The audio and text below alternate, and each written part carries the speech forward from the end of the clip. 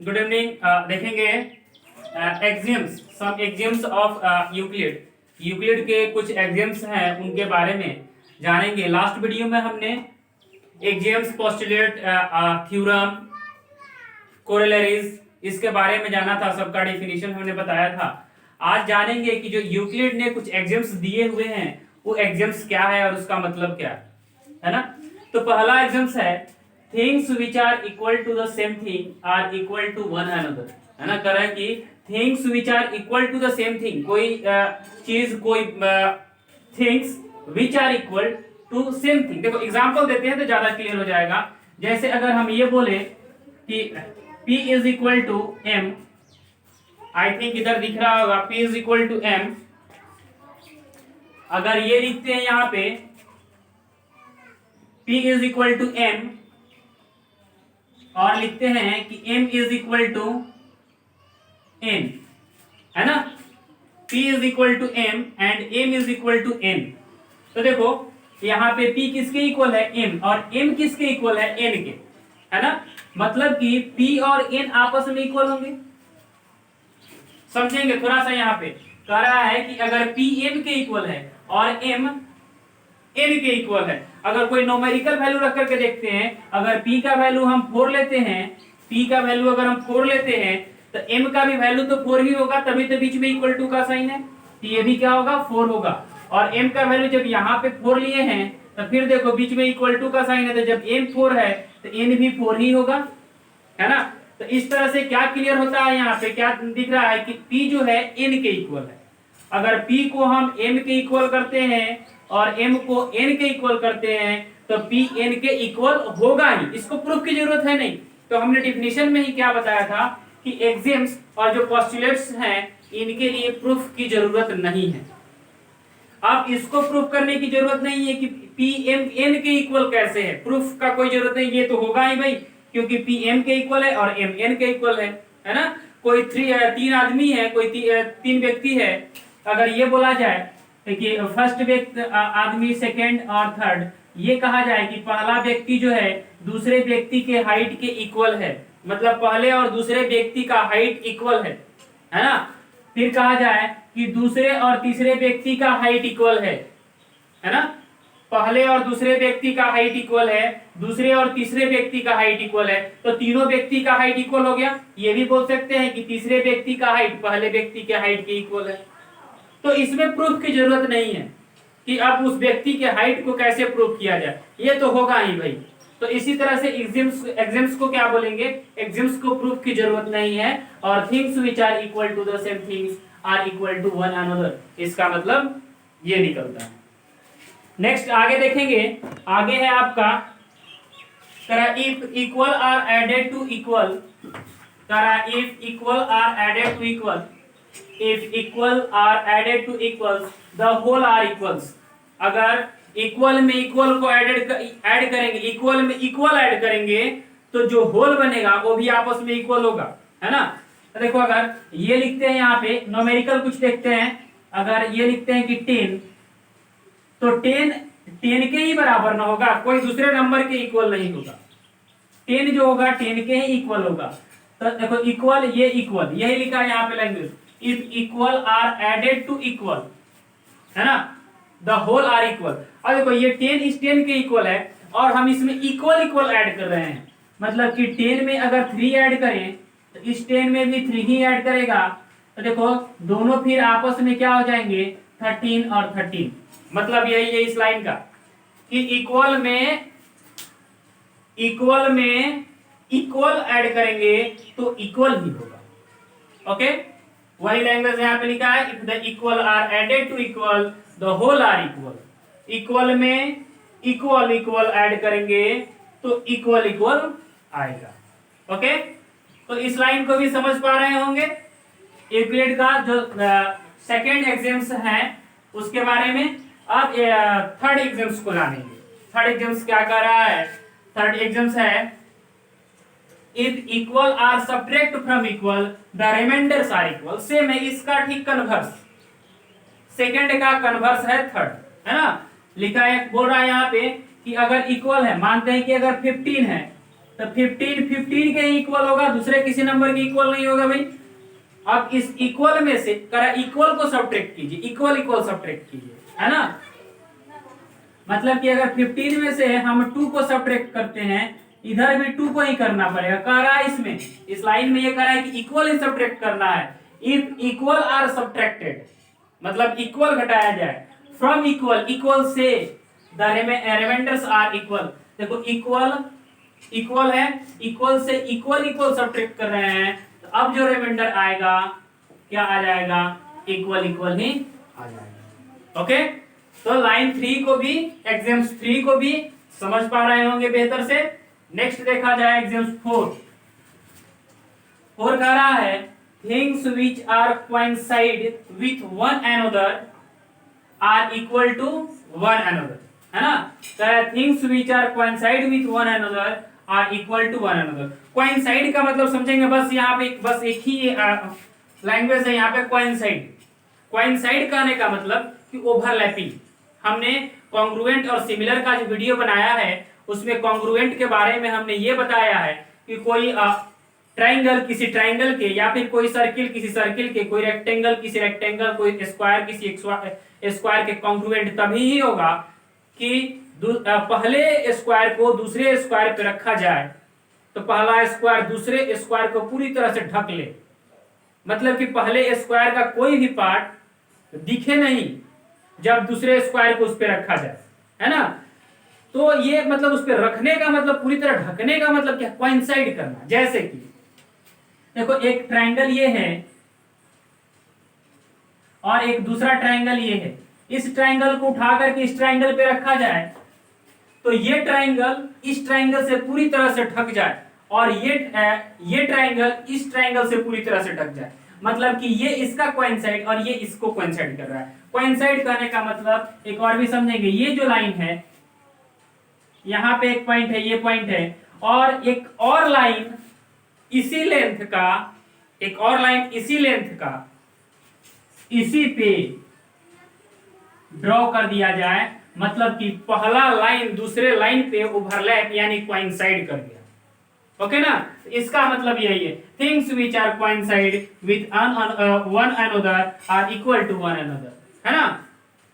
मतलब कि कोई लाइन किसी लाइन पे कोइंसाइड करेगा तो पहला लाइन दूसरे लाइन के इक्वल ही होगा। कोई ट्रायंगल दूसरे ट्रायंगल को कोइंसाइड करेगा तो पहला ट्रायंगल दूसरे ट्रायंगल के इक्वल ही होगा। ओके, आई थिंक लाइन 4 को समझ पा रहे होंगे बेहतर से। नेक्स्ट लाइन देखेंगे, नेक्स्ट एग्जाम्पल है the whole is greater than the part, the whole is greater than the part. कह रहा है कि whole is greater than the part. हमने लास्ट वीडियो के एग्जांपल में इस लाइन को यूज किया था। कह रहा है कि whole is greater than a part. ये एक होल है, मतलब कि ये पूरा एक ए और बी लाइन है, इसका कोई भी एक पार्ट, कोई भी एक पार्ट समझते हैं, यहां से बी तक का ये पार्ट, कोई भी एक पार्ट, कोई भी एक पार्ट, इतना पार्ट इस पूरे से तो छोटा ही होगा भाई। ये पार्ट इतना अगर लेते हैं, इसका नाम है सी, तो सी बी जो होगा ए बी से छोटा ही होगा। वही कह रहा है यहाँ पे कि the whole is greater than a part, एक पार्ट से पूरा बड़ा होगा। ये भी अगर ले लेते हैं यहाँ पे कि ये सी, यहाँ पे सी को लेते हैं, इस पॉइंट पे सी को लेते हैं, यहाँ पे इस पॉइंट पे सी को लेते हैं, तो अब सी से बी का डिस्टेंस जो है वो छोटा होगा ए से बी के डिस्टेंस से। मतलब C B is less than A B, है ना, ए बी से सी बी छोटा ही होगा। ओके, तो पार्ट होल का जो पूरे होल का, पूरे का कोई भी उसमें से एक पार्ट निकालेंगे तो पूरे से छोटा ही होगा। ओके, तो एग्जाम्पल 5 को भी आप समझ पा रहे होंगे, the whole is greater than the part, है ना, जो होल है एक पार्ट से छोटा ही होगा। Things which are doubled the same thing are equal to one another. कह रहा है things which are doubled the same thing. Okay, देखेंगे इसको भी समझेंगे। Things which are doubled the same thing, अगर ये लिखते हैं यहाँ पे कि m is equal to 2n, है ना, m is equal to 2n और p is equal to 2n। देखो पहले जैसा है, बस यहाँ पे क्या कर दिया है, डबल कर दिया है ना। m is equal to 2n और p is equal to 2n, है ना। यहाँ पे डबल ट्रिपल भी बोलता है तो चलेगा, है ना। ट्रिपल आप बोले, फोर्थ बोले, 4 टाइम बोले, 5 टाइम बोले, चलता है सब कुछ। लेकिन यूक्लिड ने यहाँ पे 2 टाइम ही बोला है, डबल ही बोला है ना। तो इसको डबल ही लेंगे। आप अपना अगर एग्जाम्स बनाना चाहते हैं तो इसको 3 टाइम ले लीजिए, 4 टाइम ले लीजिए, 5 टाइम ले लीजिए, जो लेंगे चलेगा, है ना। तो यहाँ पे देखो क्या कह रहा है, the things which are double the same thing are equal to one another. अब देखो m2n डबल के इक्वल है और इसी डबल के इक्वल p भी है, तो यानी कि m2n के इक्वल है और p भी 2n के ही इक्वल है, तो m और p आपस में इक्वल ही होंगे। ओके, समझ पा रहे हैं इसको कि m 2n के इक्वल है और p 2n के इक्वल है, मतलब ये दोनों आपस में इक्वल है, तो ये भी दोनों आपस में ही इक्वल होंगे। ओके, नेक्स्ट इसका है, कह रहा है यहाँ पे things which are half of the same thing are equal to one another. बस इसको हाफ कर दे। अगर m को n/2 मानते हैं और p को भी n/2 मानते हैं, अगर इसका हाफ के इक्वल m भी है और हाफ के इक्वल p भी है, तो m और p भी आपस में इक्वल होंगे। मतलब कि 6, 5, 1 ये लगभग सेम ही है, बस स्टैंडर्ड लैंग्वेज को चेंज कर दिया है, थोड़े से लैंग्वेज को इंप्रूव किया है, तो इसका थोड़ा मतलब अलग निकल रहा है ना। तो यहाँ पे things which are half of the same thing are equal to one another. आप इसको बेहतर से समझ पा रहे होंगे कि यूक्लिड का जो एग्जाम्स है ये क्या है और क्या कह रहे हैं। एग्जाम्स के लिए किसी प्रूफ की जरूरत नहीं होगी, तो हमने जितना एग्जाम्पल लिया इधर में समझाने के लिए, उसमें किसी भी एग्जाम्पल में प्रूफ की जरूरत नहीं है। ओके, एग्जाम समझ पा रहे होंगे, इलस्ट्रेशन समझ आ रहा है। इलस्ट्रेशन को देखा जाए, इलस्ट्रेशन इसी पे एग्जाम्स पे बेस्ड है सारे इलस्ट्रेशन, और इसी से मिलते जुलते हैं। इसी को समझाने का प्रयास किया गया है इसमें। कह रहा है if area of triangle, if the area of triangles equal the area of rectangles, है ना। देखो एरिया ऑफ ट्रायंगल्स, ये ट्रायंगल है, ये ट्रायंगल है, इसका एरिया इक्वल है ये इस रेक्टेंगल की, है ना। Area of triangle is equal to the area of rectangle, है ना। वही लाइन यहाँ पे लिखा है, if the area of triangle equal to the area of rectangle and the area of rectangles, correct, area of rectangle equal to the area of square. Next line में क्या कर रहा है कि एरिया ऑफ रेक्टेंगल, यही rectangle, इसी rectangle का जो एरिया है equal to the area of square, है ना। ये रेक्टेंगल और ये रेक्टेंगल, दोनों रेक्टेंगल सेम है। ये ना समझेंगे कि इसका लेंथ और ब्रेड्थ अलग और इसका लेंथ ब्रेड्थ अलग, ये नहीं है, दोनों रेक्टेंगल सेम ही है। कह रहा है कि ट्रायंगल का एरिया रेक्टेंगल के एरिया के इक्वल है और रेक्टेंगल का एरिया स्क्वायर के एरिया के इक्वल है। If the area of triangle equal to the area of rectangle and area of rectangle equal to the area of square, then the area of triangle also equal to the area of square. The area of square is equal to the area of triangle. Area of triangle is equal to the area of square. ये दोनों जब आपस में equal हैं तो ये दोनों आपस में इक्वल होंगे ही होंगे। तो इलस्ट्रेशन का पहला यही बता रहा है। आप पेज नंबर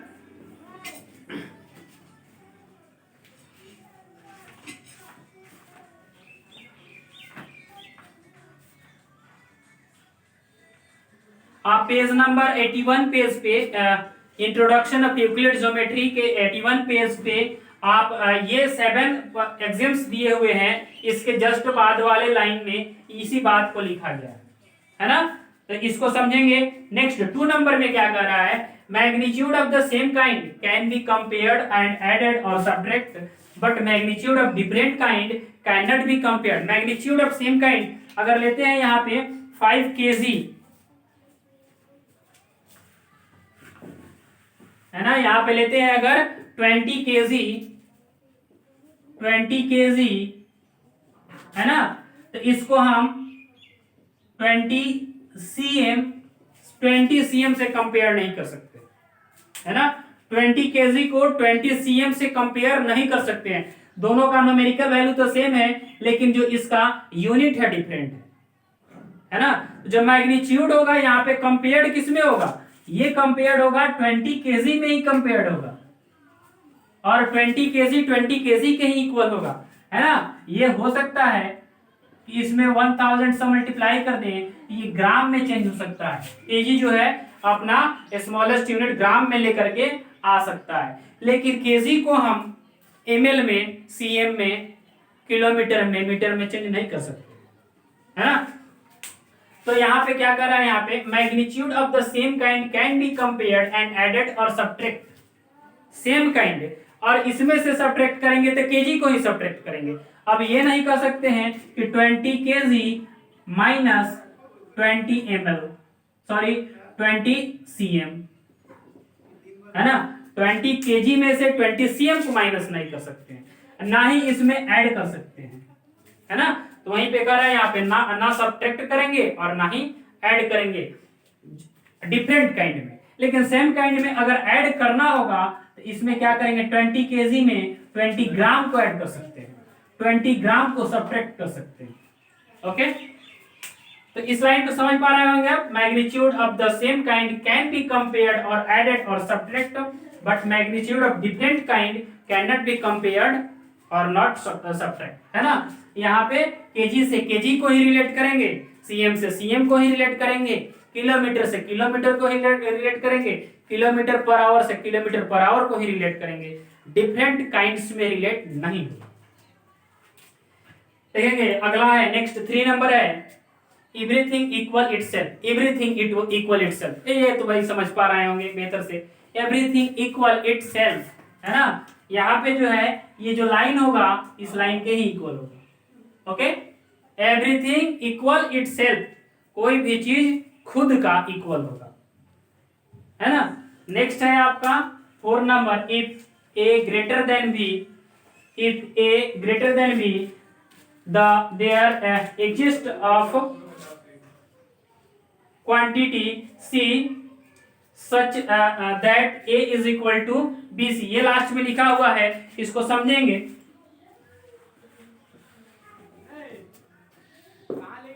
देखो, A is greater than B, है ना, और यहां पे लाइन लिखा हुआ है A is equal to B C, है ना। अब देखो यहाँ पे ए जो है ग्रेटर देन बी, कहने का मतलब ए इज ग्रेटर देन बी, मतलब बी से ए बड़ा है, और कितना बड़ा है ये इंडिकेट कर रहा है कौन, सी, है ना। ए जो है बी से बड़ा है, लेकिन ए बड़ा कितना है ये इंडिकेट कर रहा है सी, है ना। तो अगर यहां पे हम लिखते हैं 5 है, 15 लिखते हैं, यहाँ पे 15 लिखते हैं, इज ग्रेटर देन 7, है ना। और देखो यहाँ पे ये लिखते हैं 15, इसको ए बोलते हैं और इसको बी बोलते हैं। ओके, यहाँ पे लिखते हैं 15 is equal to C plus B, मतलब कि 15 is equal to C plus 7। अब ये सी का वैल्यू कौन इंडिकेट करेगा, इस दोनों का जो डिफरेंस होगा, वो जो दोनों का डिफरेंस होगा अगर सी के प्लेस पे रख दिया जाए, मतलब कि दोनों का डिफरेंस कितना है भाई, दोनों का डिफरेंस है 8 का, तो सी के प्लेस पे 8 रख दिया जाए, अब दोनों ये क्या होंगे, आपस में इक्वल हो जाए। ओके, तो क्लियर है यहाँ पे ये फंडा कि ए जो है ग्रेटर देन बी और A is equal to B plus C, sorry यहाँ पे B plus C, A is equal to B plus C, और सी किसको इंडिकेट करेगा, इस दोनों का एग्जिस्टेंस जो होगा, जो दोनों का सब्ट्रैक्शन होगा, दोनों का जो डिफरेंस होगा। तो आई थिंक आप एग्जाम्स को समझ पा रहे होंगे, इसके इलस्ट्रेशन को समझ पा रहे होंगे, 81 पेज पे दिया हुआ है एग्जाम्स के जस्ट नीचे। नेक्स्ट वीडियो में हम इसका पोस्टुलेट्स करेंगे, तब तक के लिए ओके बाय।